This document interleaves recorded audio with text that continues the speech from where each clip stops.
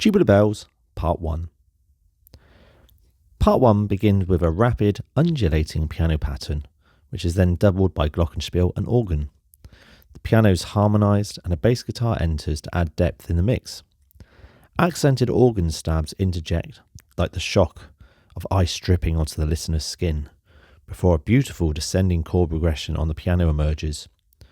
The use of dissonance, where notes clash and then resolve, hints at the minor tonality and reminds us there's always a sense of sadness underneath the surface of the album.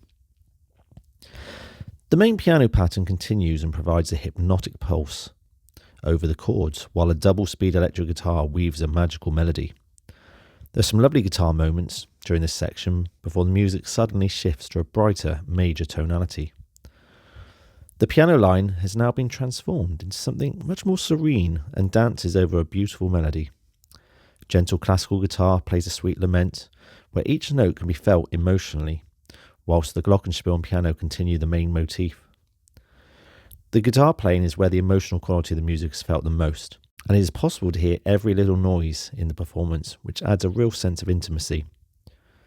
A more relaxed tempo follows with dotted rhythms before a sudden explosion of sound, featuring discordant organ stabs and a cascade of piano scales. Hard-edged distorted guitar plays a blues-style melody, while bass chugs along, and despite there being no conventional drums used here, you can still feel a sense of energy and drive in the music. Sinister-based organ drones play a simple melodic line similar to the Dies Irae, a Latin chant literally meaning Day of Wrath. This particular theme inspired many composers, such as Rachmaninoff, who often littered his music with such references. In a sense, the bass line here by Mike Oldfield hints at something ominous, and like Rachmaninoff becomes something of a leitmotif. The music lifts a little in mood with some rather nice chords in the guitar and weaving melodic lines, while the leitmotif theme on organ returns, albeit out of place and disjointed. It is quite a jarring moment musically, and I'm not entirely sure it works, but one must remember the age and experience of Oldfield at this time. A wonderful modulation back to the brighter major tonality is a touch of genius and adds a nice sense of relief before an impassioned guitar solo pulls on the heartstrings. There's some incredibly touching moments in this section, and the blending of instrumental colours is superlative. The opening piano motif is modified and contracted to fit into a 6/8 pattern. This transition is superb as it feels both familiar and new at the same time. Close harmony guitars play a sinuous blues melody, while a synth keeps the main motif going in the background, and the music intensifies as layers of instruments are added before it soon begins to rock out confidently and with flair. The guitar tone is biting here, punctuating the texture, while vocal chants add an additional layer. Heavily syncopated chords rock out and provide the odd misstep, which is musically very satisfying and clever. This section always sounded great in live performance, and one wonders how it was played so effortlessly when one considers the rhythmic difficulty of this passage. The music alternates between relaxed musical ideas and dark, aggressive moments, suddenly being cut short and allowed to dissolve with the sounds of distant chimes before a truly heartfelt acoustic guitar solo. Once again, it is during these moments when the music is at its most intimate that we feel Oldfield's pain and despair. It is chilling at times, it feels almost too personal.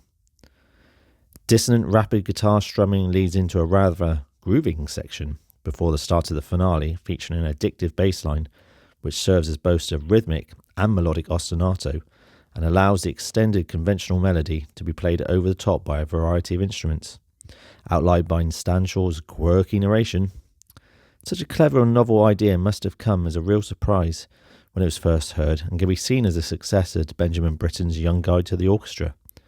In Britten's piece, he designed the music as an educational tool to guide young listeners to different sections of the orchestra. Alongside this, he showcased the individual instruments in solo passages. Britten's is a fantastic piece of music that is both enjoyable and educational, and there are certainly similarities to the approach used in this album. Despite the repetitive nature of the music, which is essentially the same thing played over and over, it never grows old. This is largely due to the incredibly well-crafted melody line. Writing a good tune has plagued composers since the dawn of time, and Oldfield had crafted a melody here that is structurally satisfying while also being memorable. As each instrument is added, the musical texture becomes thicker, the sound washing over the listener.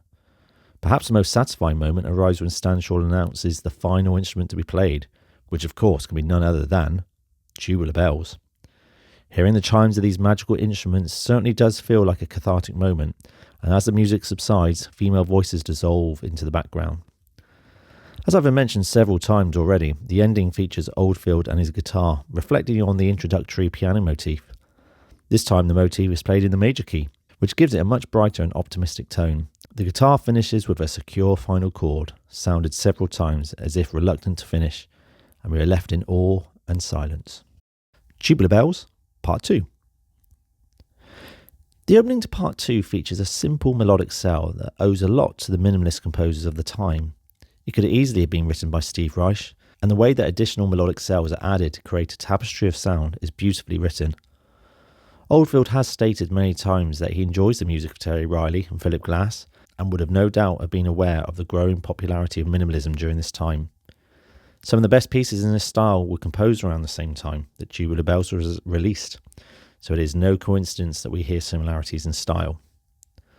The length of the cells are all different but manage to synchronise together perfectly, and this keeps the music interesting and vibrant. It is also very enjoyable to listen to, as each cell is played on different instruments, making it easy to pick out the ideas.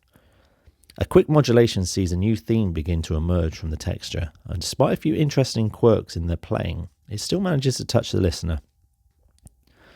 The initial cell still maintains its position as a background accompaniment, while the more conventional melody sings over the top. The inclusion of dissonant piano notes add a distinctive touch to the music and avoids becoming too predictable. These notes straddle the line between quirky and out of place and catch our ear on each statement. This lengthy section slowly transitions to a lovely guitar and organ theme, and the music has a chamber music feel, showing that less is sometimes more. The chords shift around, allowing the melody to expand and develop, without the confines of a repeated chord sequence, and this helps to make the music feel constantly fresh. Double speed guitar and voices are added to the mix, evoking a wonderful dream where all is well, and one can imagine that this is a world that Oldfield has created to keep himself safe and secure. A change of tone with heavy timpani and distorted guitars hints at the possibilities of drama ahead. It doesn't take long for the dreamy atmosphere to become a distant memory as we enter a dark and foreboding musical landscape. This section is commonly referred to as the Piltdown Man, and the character here is depicted as a confused, enraged and disorientated figure. The Piltdown Man legend owes its origins to Giles Dawson, who in 1912 had found part of a human-like skull in gravel beds near Piltdown village in Sussex, England. The theory was that the missing link between ape and early man had been found, but this was discovered to be a hoax many years later. It is perfectly apt and fitting when viewed against what we know about Oldfield at this time, and never has the emotional health of an artist been as so clearly displayed. Despite the comical and often zany nature of this next section, it is clear that there is a lot of anger and frustration being released, and the wordless growls possibly reflect Oldfield's inability to express in words how he was truly feeling. Much like expressionist painting, where raw and visceral strokes are used to alienate and distance the viewer, the music here is at times quite hostile. Organ counter melodies offer some light release before the guttural roars return, and the bold piano chords offer harmonic stability. Intense guitar riffs drive forward with energy, and the music has a strong, heroic quality at times that seems at odds with their anger and darkness, as if in conflict. Again, it must have been quite a shock to the system when the section was first heard. But during this period, experimentation of this sort was less controversial than in the present day. After the madness and chaos of the Piltdown Man section, the music dissolves into another dreamy soundscape featuring rich organ lines and guitar parts that mix to form a haunting dialogue. The music here feels very reflective, as if trying to process the previous section. There's an improvisatory quality to the guitar part here, although a few references to the piano motif from part 1 can be heard. There are also some fantastic rapid flamenco-style guitar parts that are mesmerising and virtuosic. A rich major chord sequence in the organ signals the end of the thrilling journey, and one wishes that the album finished here, but that would be too obvious. As is common for Oldfield, he has a short musical ditty or coda at the end in the form of the sailor's hornpipe, And this is probably to remind us all not to take things too seriously. I do tend to skip this section when I generally play the album, as it takes away from the emotional impact of the experience. But of course, everyone has their own preferences. Either way, the album as a whole represents a monumental achievement that has rightly stood the test of time.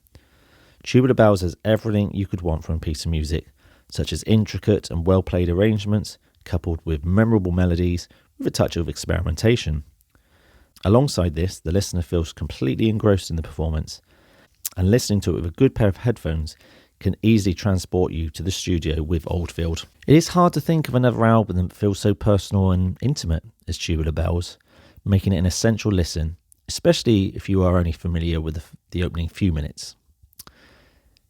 My album highlights are the closing acoustic guitar section at the end of part 1 that emerges as the choir fades out and is simply spine-tingling and says everything it needs to with sensitivity and clarity. Thanks for listening, and I'll see you on the next album review.